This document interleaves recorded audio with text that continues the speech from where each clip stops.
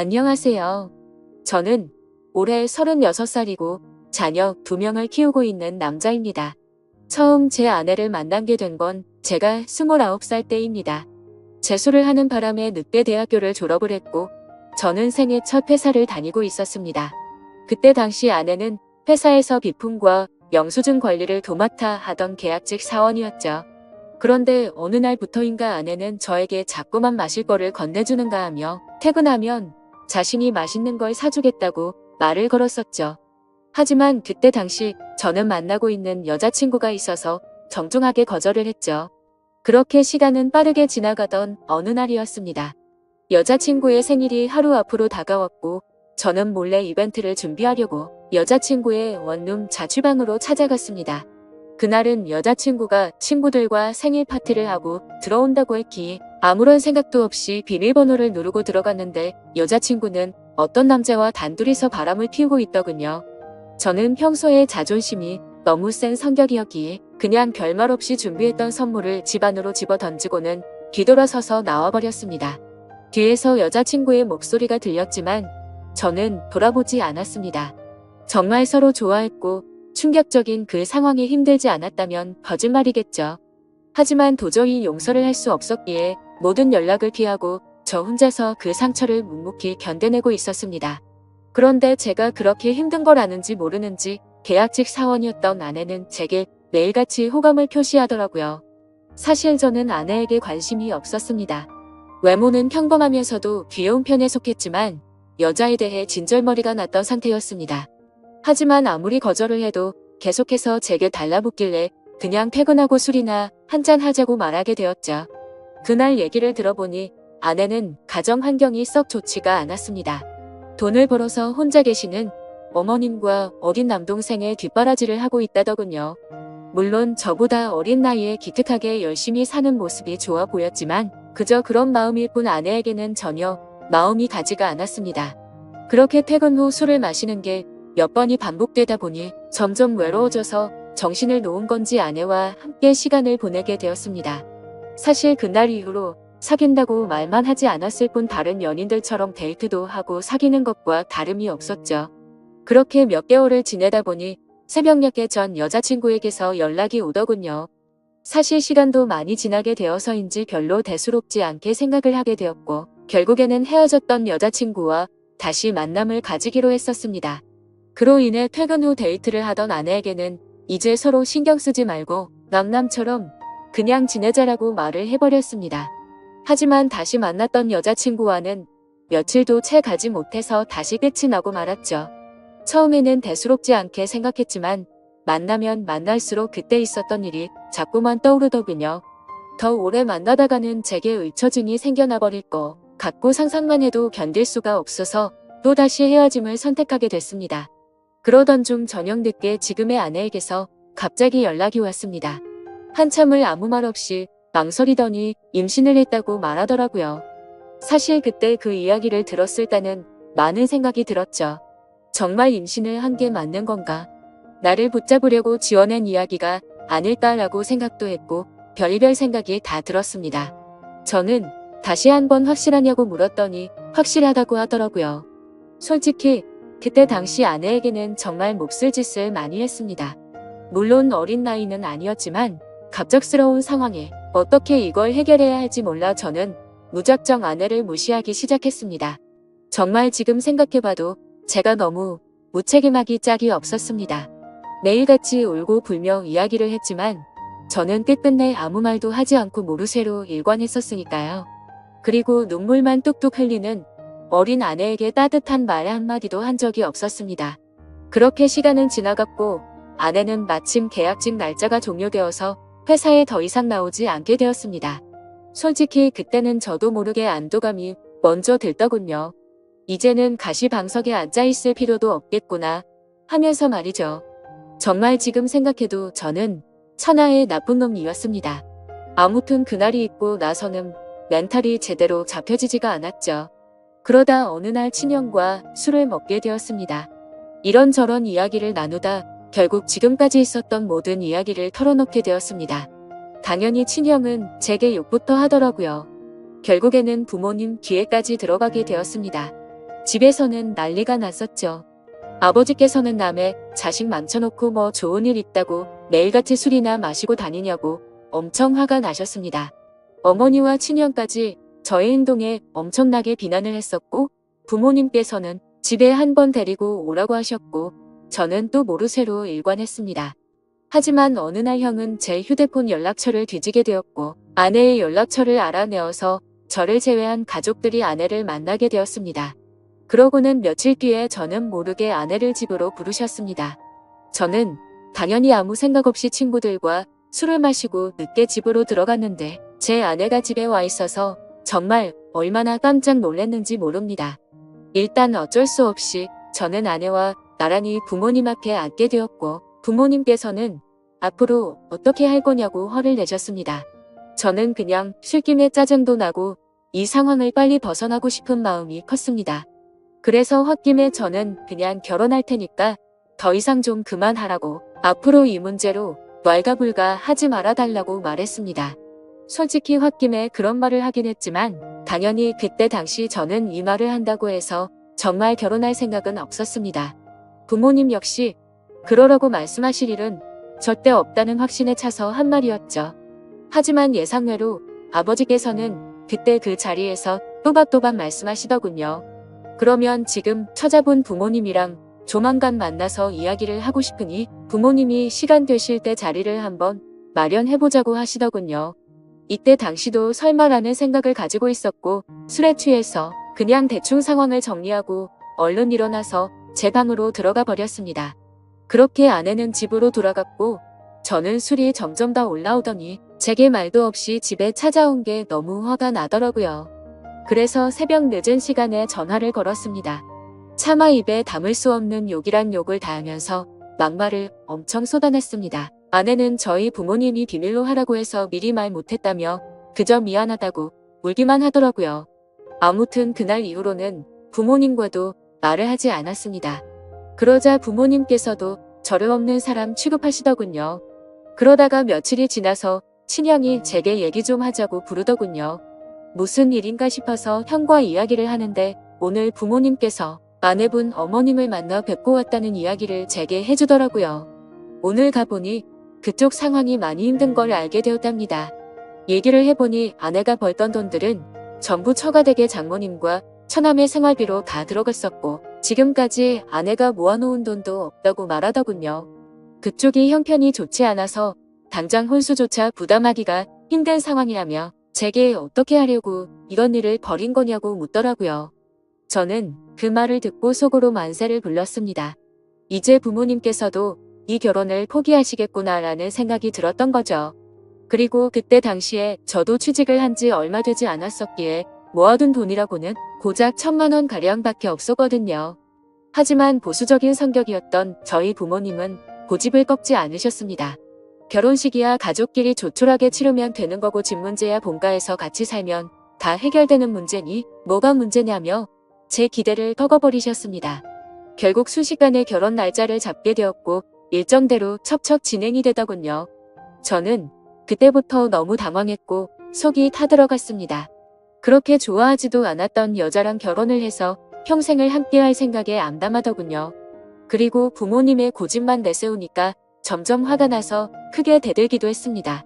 제 앞으로의 인생이 달린 문제인데 왜 이렇게 무책임하게 진행하냐고 화를 냈죠.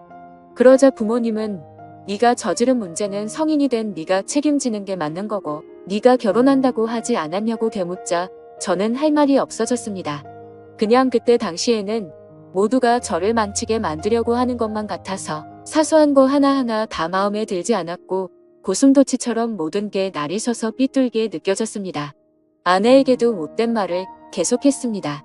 이따위로 억지로 결혼한다고 달라질 것 같냐며 나를 만나봤자 돈도 없어서 아무것도 못해줄 거고 시집살이가 그렇게 호락호락할 것 같냐고 말했습니다. 그리고는 정말 너한테 잘해줄 자신이 없으니까 고집 피우지 말라고 했죠. 하지만 제가 그런 말을 할 때마다 자신이 더 잘하겠다며 말하는데 너무 답답하고 그 상황이 싫었습니다. 심지어 친한 친구놈들 몇몇과도 술을 먹다가 이 이야기가 나오면 친구들은 온갖 욕을 제겠죠. 그래서 점점 이 일로부터 자유로워지고 싶다는 생각이 들기 시작했고 결국 제 책임을 통감하고 모든 사람의 뜻대로 그냥 결혼을 하기로 마음을 먹었습니다. 하지만 너무 삐뚤어져 있었던 저는 그렇게 마음을 먹고도 막말을 입에 달고 살았죠. 부모님께는 잘 살 자신이 없으니 행복한 결혼 생활을 할 거라는 기대는 하지도 말라고 했고, 아내에게도 늘 차갑게 몹쓸 말들을 많이 했습니다. 그리고 결국에는 결혼을 하게 되었습니다. 정말 좋아서 한 결혼도 아니었으니 신혼생활은 말할 것도 없었습니다. 신혼여행은 해외여행은커녕 국내에 있는 흔한 여행지로 갔습니다. 심지어 그곳에 가서도 아내는 내팽개쳐두고 혼자서 이곳저곳 돌아다녔고 거의 말도 하지 않았습니다. 그리고 나서 일상생활을 하면서도 퇴근하고 집에 들어오면 게임을 하거나 TV를 보면서 지낼 뿐 아내와는 일상적인 대화는 나누지도 않았습니다. 그리고 주말이나 노는 날에는 저는 항상 밖에서 친구들과 놀고 술을 먹다가 들어오고는 했죠. 평범한 부부들은 아내가 아기를 가졌을 때 극진히 대접받는다고 하지만 저희 부부는 그렇지 못했기에 제 아내는 그런 대접은 전혀 받지 못했습니다. 오히려 제 눈치를 보느라 뭘 먹고 싶다라는 이야기조차 단 한 번도 한 적이 없었죠. 그렇게 아내는 제게 불평이나 불만을 전혀 말하지 않았습니다. 그냥 묵묵히 혼자서 어머니와 집안일을 했죠. 하지만 저도 사람인지라 마음이 안 좋을 때도 있었지만 자존심이 쓸데없이 너무 강한 나머지 그러게 내 말 듣질 않을 생각으로 그냥 그러려니 하고 넘어갔습니다. 그러다 어느 날 새벽에 예정보다 진통이 일찍 와서 정신없이 산부인과로 향했습니다.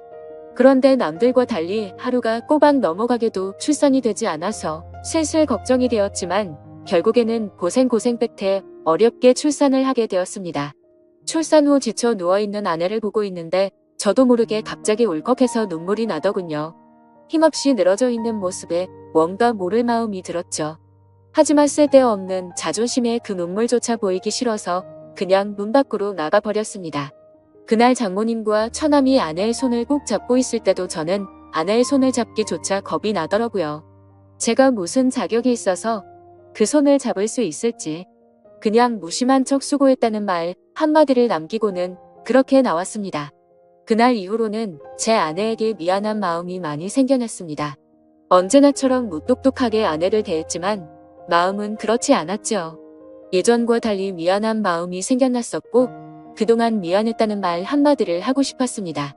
그렇지만 왠지 모를 쓸데없는 생각에 아무런 말도 하지 못했던 거죠. 그러다 어느 날째 어머니께서 간이 좋지 않으셔서 계속 정기검진을 받고 계셨는데 결국에는 이게 점점 상황이 악화되었습니다. 병원에 입원하셨을 때 친형과 어머니 그리고 아내가 번갈아 가면서 병실을 지켰습니다. 전 휴일에만 병실을 지켰고요. 자녀를 낳아서 키우고 계신 분들은 아마 아실 겁니다. 새벽이고 낮이고 아이가 잠도 안 들고 울고 할 때마다 아내는 잠이 들지 못했습니다. 그렇다고 제가 애를 봐주고 하지도 않았으니까요. 그렇게 잠도 제대로 못 자고 병실에서 간호를 했으니 그 피곤함은 말로 표현할 수가 없을 거란 거 잘 알고 있었습니다. 그런데 그때조차도 따뜻한 말 한마디 하지 않았습니다. 병실에 있던 다른 분들조차 며느리가 진짜 효녀라며 저한테 장가 잘 갔다는 칭찬을 할 때도 아무런 말도 하지 못했습니다. 입이 두 개라도 할 말이 없는 건 당연했던 거죠.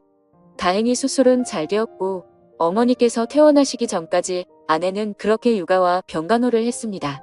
어머니가 몸이 괜찮아지시고 집에 오셨을 때 부모님께서 물려받은 땅을 팔았다며 1억 5천만 원을 주셨습니다. 근처 전세라도 얻어서 이제 분가라고 하시더라고요. 아내는 한사코 괜찮다고 말하는데 저는 그러자고 했습니다. 사실 이때 그러자고 말을 한 건 아내에게 미안한 마음이 너무 커서였습니다. 아무래도 시부모님이랑 같이 사는 것보다는 그래도 무뚝뚝한 남편일지라도 아들과 셋이서 사는 게 나을 거라고 생각했죠. 부모님은 당연히 그렇게 하라고 하셨고 아파트로 전세를 하나 구해서 분가를 했습니다. 거의 말도 안 하고 했지만 간간히 아이도 같이 봐주고 이사하고 처음으로 레스토랑을 갔는데 맛있다고 웃으며 말하는 아내를 보면서 이때부터 정말 마음이 울컥해서 눈물이 날 뻔했죠. 그래서 그날 이후로 저는 변하겠다고 다짐을 했습니다. 연애도 저와 제대로 해보지도 못하고 아이를 가졌을 때도 대접 한 번 제대로 해주지 못했던 생각이 났습니다. 그리고 시집살이와 시부모 병간호까지 해왔는데 이제 와서 돌이켜 생각해보니 그 흔한 레스토랑 한 번을 같이 와보지를 못했더라고요. 미안하고 너무 미안했습니다. 비록 무뚝뚝하게 말하고는 했지만 이때부터는 그래도 나름대로 다정하게 대했습니다. 그러다가 장모님께서도 평생 겪고 계신 질환으로 많이 아프시기도 했고 처남도 중학생이라서 아내는 간간히 처가에 들려서 집안일을 돕고 집에 들어오고는 했습니다. 나중에 알게 된 사실이지만 장모님께서는 류마티스 관절염을 손가락 마디마디에 걸리셨습니다. 이게 집안일을 하거나 할 때 끔찍할 정도로 아프다고 하더라고요. 하루는 그런 아내가 너무 안쓰러웠고 장모님과 처남까지 마음에 많이 걸렸습니다. 그래서 저는 아내에게 말했습니다. 그냥 장모님이랑 처남 다 같이 여기서 지내자고 말했죠. 진심으로 한 말이었습니다. 그랬더니 아내가 이러더군요. 미안해요. 앞으로는 자주 안 갈게요. 미안해요. 저렇게 말을 하더라고요. 아내의 저말 뜻이 어떤 걸 의미하는지 다들 아실 거예요. 아내는 제가 처갓집에 자주 가는 걸 못마땅하게 생각해서 비꼬는 마음으로 저렇게 말을 한 걸로 오해를 한 거였습니다. 지금까지 하지 못했던 미안한 말과 참았던 눈물이 울컥해서 쏟아져 버렸습니다. 아내 손을 꼭 붙잡고 미안하다고 말하면서 예처럼 너무 서럽게 울어버렸습니다. 당황해하는 아내에게는 그동안 정말 미안했다면서 앞으로 살면서 그동안 잘못했던 거 천천히 다 갚을 테니 용서해달라고 정말 서럽게 울었습니다. 그리고 처음으로 아내와 오랫동안 마음에 있었던 많은 말들을 이야기했습니다. 그동안 잘해주지 못해서 미안했다는 말과 함께요. 아내 역시 눈물을 흘리며 그렇게 처음으로 서로 꼭 안고 같이 울었네요.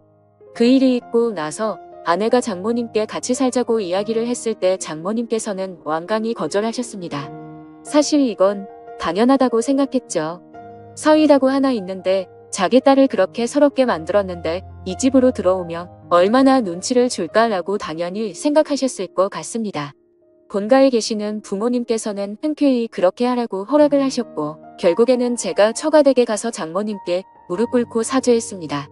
그동안 죄송했다고 앞으로는 정말 잘하겠다고 했죠. 그렇게 장모님을 겨우 설득해서 같이 살게 되었습니다. 지금은 그 누구보다 아내만 사랑하고 전에는 상상도 못한 애교도 떨면서 그렇게 살고 있습니다. 세상에서 아내가 가장 예뻐 보이고 가장 사랑스럽네요.